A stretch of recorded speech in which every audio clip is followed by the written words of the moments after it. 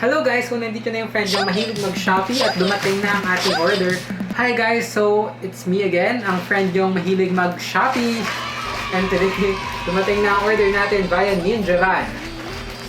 I ordered 2 items. Samahan niyo akong i-unbox at i-review itong dalawang earphones na nabili ko mula sa Shopee. This one is the QKZ CK5 in-ear sport earphone. At ito namang isa yung Xiaomi Piston in-ear earphones. Simulan muna natin kay Xiaomi Piston. Gagamit tayo ng cutter.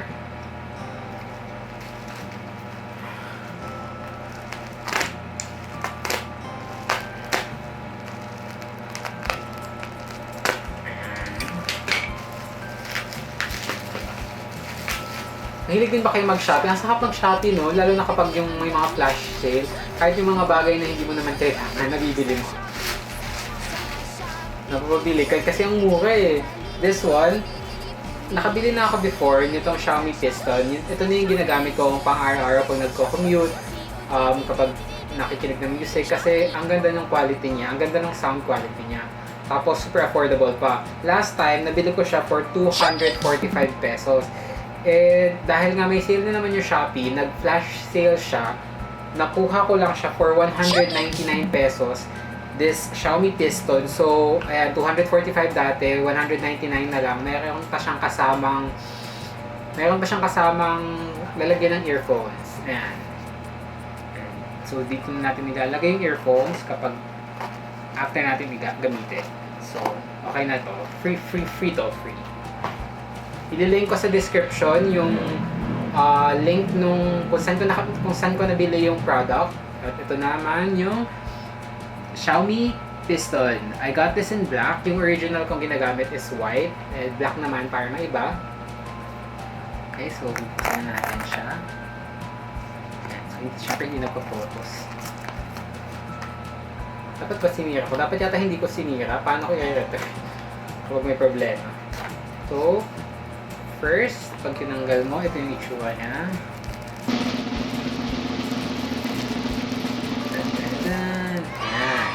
Matte black. Focus ba siya? Siyempre kailangan niya mag-focus. Siyempre ayaw niya mag-focus. Ayan. Nag-focus na ba? Ayan siya. Tapos sa box.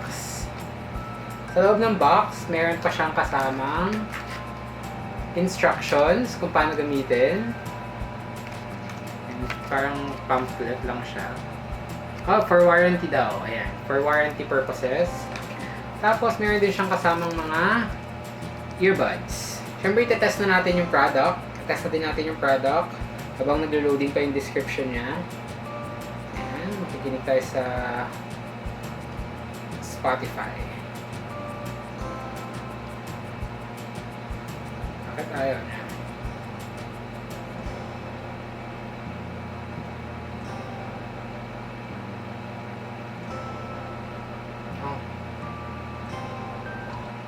Oh no!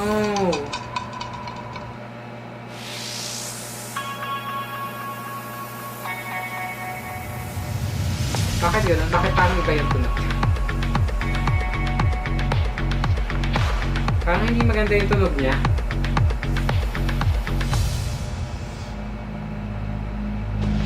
Wait, I'll change the song. Pero pangit yung tunog niya.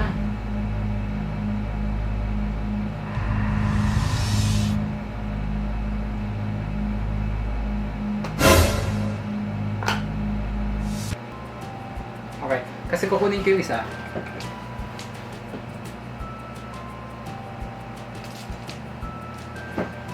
Okay guys, so ito yung original na Xiaomi Pistons din to, in white.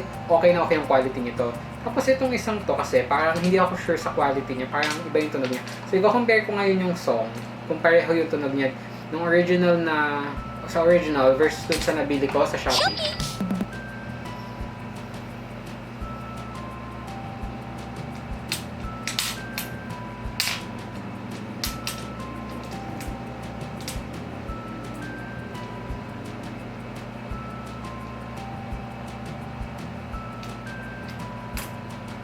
So, gamitin naman natin itong white. Papakinggan natin. Same song.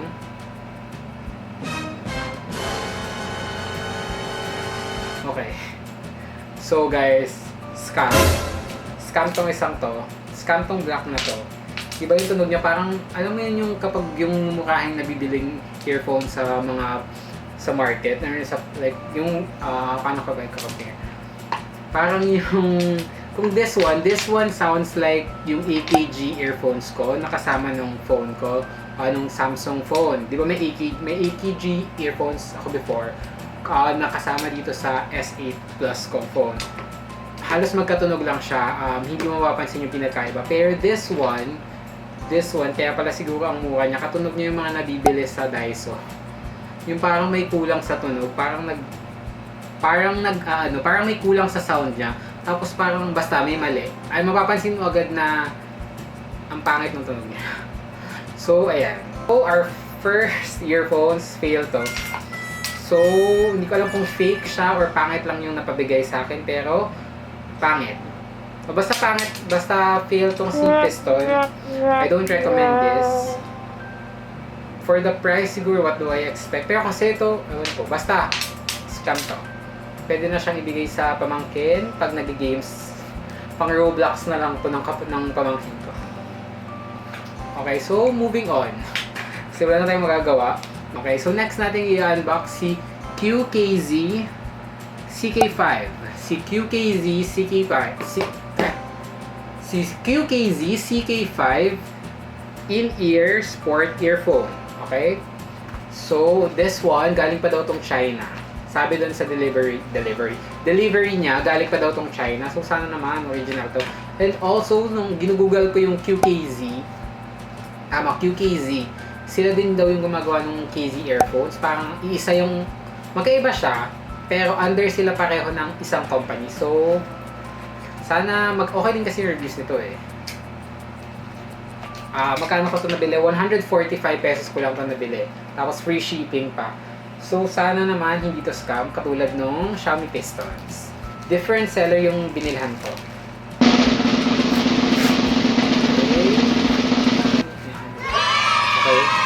Okay? Meron siyang magandang lalagyan. Pipicturein ko na lang din siya. High resolution audio daw siya, allegedly. Ayan. Sabi dito is Shenzhen Longzi Technology. Okay. Ito na ang ating first impression. Uy, maganda yung lalagyan. May pa-something na lalagyan. Okay, so yung medyo may ingay. Yun yung aircon ko. Ay, meron siyang pa-something para sa tenga. Ito yung para sa likod. Ang alam ko, para ito sa likod. Parang nilalagay dyan ganyan. Ayan. Ay. Basta ganun siya. Para sa likod. Tapos, next is the earphones. Ayan. Nakarap siyang mabuti. Pero maganda yung lalagyan niya pag nagka-travel ka. You can place the items.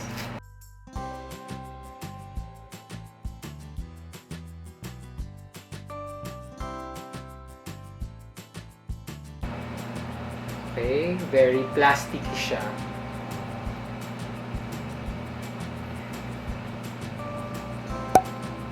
Okay, so may volume control dito, tapos may mic din siya. Tapos, magkaiba yung kulay nila. Ayan, isang red tsaka isang blue. Hindi ko sure kung natatanggal to, pero hindi ko na natatanggalin na. Medyo manipis siya. Okay, wait lang. Wait, paano ba ito ginagamit? Ganyan ba? Ay, hindi. Kasi nakabaliktad to.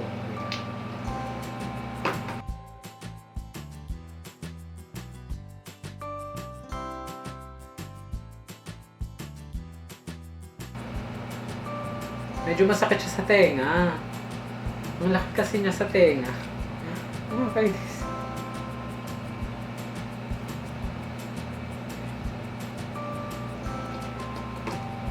Okay, so ayan, pakinggan na natin yung tunog niya.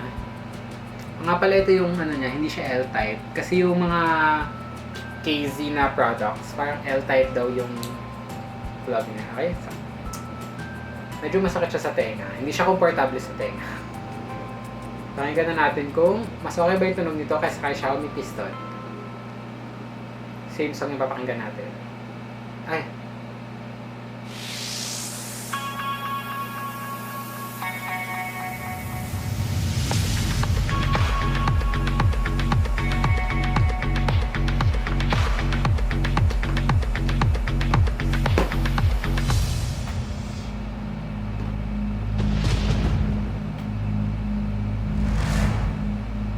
So far, okay naman siya. Okay. Okay. Okay, change lang natin.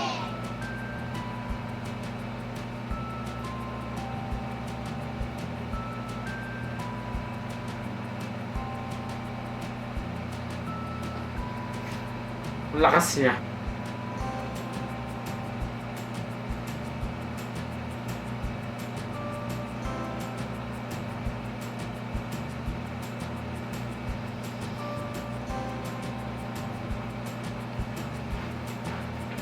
Wait, so i-compare ko ulit siya sa aking original na Xiaomi pistons.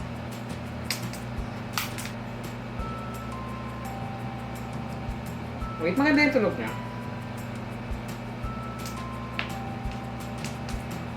So far, okay siya.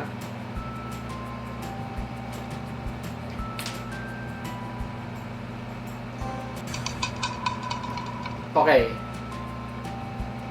Mas maganda yung tunog niya. Okay. So, ayan. Natalo na si Xiaomi Pistons ni QKZ. Ang ganda ng tunog niya. So, kailangan ko lang figure out kung paano ito gamitin. So, may paganito pa siyang nalalaman. So, ayan na. So, first impressions na and final thoughts. First impression tsaka final thoughts magkasama. So, for 145 pesos, I think super sulit itong product na to. Mas maganda pa yung tunog nitong QKZ earphones na to kesa dun kay Xiaomi Pistons na original. And yung fake, syempre, super pangit ng tunog na. So, this one is... Okay, so sana may ilagay pa siya. Ayan, ilalagay mo siya dyan. Ang lagay sa tenga. So, I highly recommend this product. Medyo parang nipis lang niya. Parang, ang complaint ko lang sa kanya is so far is parang nipis nung cable. May pa-transparent effect pa kasing nagaganap. Kasi, basta yun. So, yun lang. Ang ano ko lang sa kanya is mukha siyang manipis. Medyo manipis yung cable na to. And, yung sana matibay, sana magtagal siya. And update ko na lang yung sa description kung okay pa ba siya after ilang months. So, update ko na lang sa description kung tumagal ba siya ng 1 week or kung masira man siya agad-agad. Abangan niyo sa description or siguro gawan ko ng follow-up review. Pero, ayun na nga. So, kunin natin ulit. So, ayun na. Final thoughts ko na is, do not buy this.